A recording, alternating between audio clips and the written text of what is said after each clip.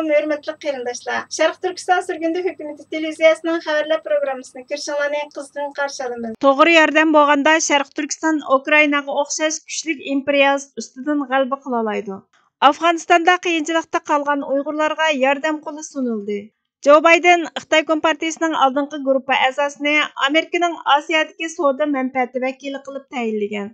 Avam palatasi saylam komitetining a'zosi Jim Bankes Birlashgan Davlatlar Tashkiloti kishilik huquq ishxonasini tanqidladi. Tunda tafsiliy mazmunlarni diqqatga sunamiz. Doim ta'kidlab kelayotganimizdek, ishonch har qanday ishda g'alaba qozonishning oshquchi. Biz chuqur har qanday bir ishda g'alaba qilish uchun ishonchni tiklashimiz kerak. Sharq Turkistonning mustaqilligi uchun barliq tirishchiliklarni ko'rsatib, xalqaro jamiyatni harakatlantirishimiz kerak. Mustaqillik uchun to'lashga tegishli har qanday badalni to'lashga tayyor bo'lishimiz kerak. Bosh ministerimiz Salih Xudoyor apandi ijtimoiy axborot vositalarida Ukraina kichik bir davlat bo'lsa-mu, to'g'ri yordam orqali texnik kuchli imperialistlarga taqobil turdi. Mushunga o'xshash Sharq Turkistonmi Sharq Turkistonga berilgan uyg'un yordam orqali Xitoy imperializmiga g'albalik taqobil tura oladi. Xitoy Kompartiyasi ustidan g'alaba qiladi. Sharq Turkiston Ukrainaga o'xshashlar qo'llashga erishidi dedi. Sharq Turkiston Milliy Uyg'unish harakati maslahatchilar hay'atining a'zosi Johnson Jonesning boshchiligidagi ojiz kishilarga yordam berish projekti Afg'onistonning har qaysi joylaridagi iqtisodiy jihatda qiyinchilikda qolgan yuzlagan oilalarga ochliq va ketarlik buyumlarni tarqatib berdi. Amerika prezidenti Jo Bayden Xitoy Kompartiyasining oldingi guruhi a'zosini Amerikaning Osiyodagi savdo manfaatiga vakillik qilg'uchi qilib tayinlagan.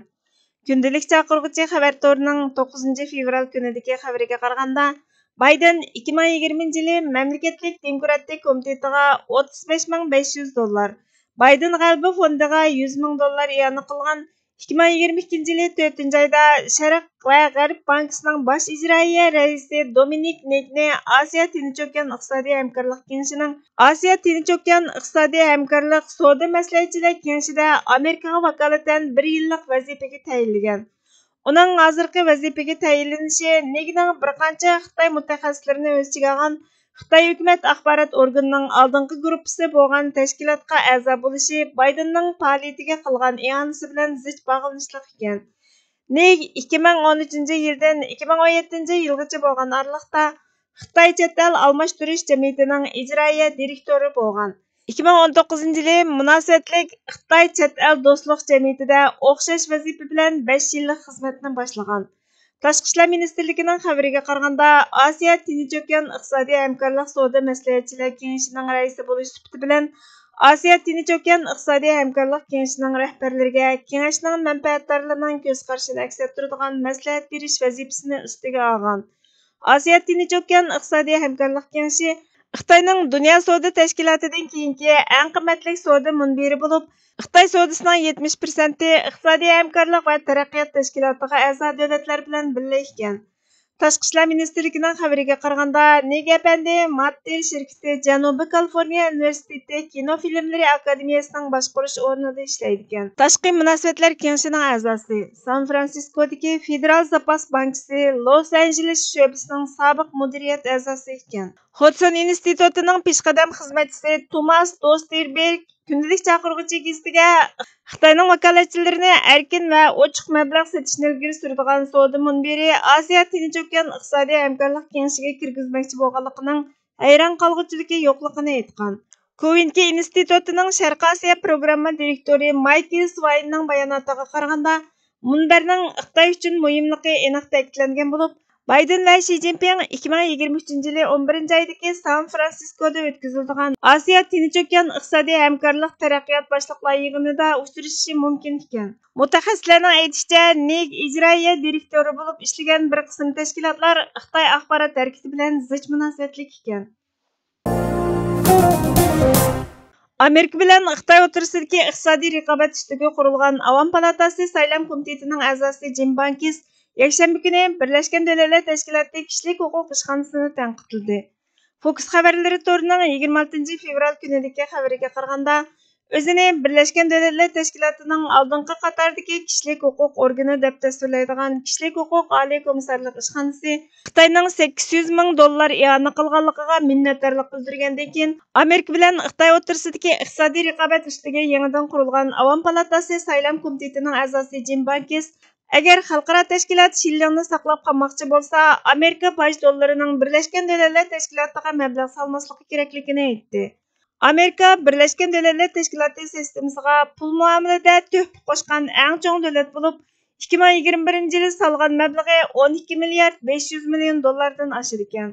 2023-yilga kelsak, Birleşken Devletler Teşkilatı'ning doimli hamjoti yadroliq ma'muriy chiqimining mablag'i 3 milliard 400 million dollar bo'lib, Amerika Birleşken Devletler Teşkilatı a'zolarining ichida eng ko'p, ya'ni bu pulning 22%ni to'laydiganligini mo'ljallagan. Ondan qalsa Xitoy 15,25%ni, Yaponiya 8,3%ni to'laydi ekan. Miras fondi jamiyatidagi Brett Schiffer va Michael Cunningham o'tgan yili 9-oyda Xitoy doim Birleşken Devletler Teşkilatı Kişilik hukuk kengashida saylanadi. Birleşken Devletler Teşkilatı sistemasidagi eng nüfuzli kişilik hukuk tashkiloti bo'lgan bu organ azaldan Xitoyning hujjatlari yozilgan kişilik hukuk dafsanchiligini ayblaydigan qaror ma'qullamadi degan. Shiddatlik zulmat qarong'uligidan keyin eng tez suratda yetib kelish harpisida turgan oydinlik bizni hali ham kutib turibdi.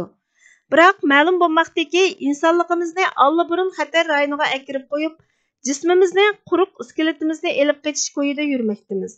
Ro'yimizni go'ro'ga qo'yib turib olgan bu qetish qarorining xato tanlashlarning davomi hamda eng qo'rqinchlisi ekanligiga diqqat e'tiborimiz tayinliqdek.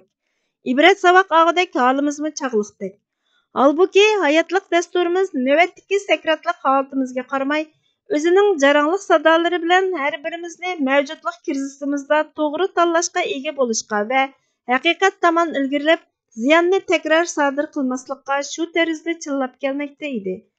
Ey millat, bas, yeter, o'yg'on. Zaman bilan qasamki, inson haqiqatan ziyon ichida.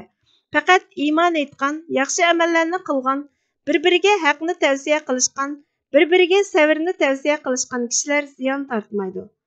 Asr surasi Burhan Muhammadning Xo'roz tug'ishi kerakmi nomli yozmasidan elindi.